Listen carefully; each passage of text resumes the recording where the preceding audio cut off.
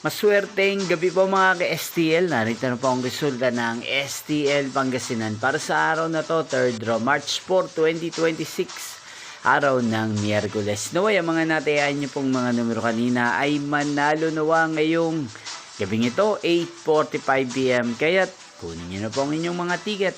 Narito na po ang resulta. Ang mga numerong nanalo sa STL Pangasinan ngayong gabing ito, March 4, 2026. 8:45 PM, third draw result, 22 at 5 in exact order.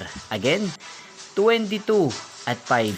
At ngayong gabing ito sa STL Pangasinan, natin pong i-shoutout si Kuya Ryan Ferrer ng Pangasinan na lagi pong nanonood sa channel na to. Shoutout po sa inyo, Kuya Ryan Ferrer.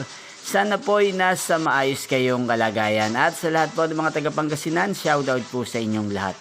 Inyo pong napanood ang resulta ng STL Pangasinan. Maraming salamat po sa patuloy niyo pong panonood at pagsuporta sa aking channel.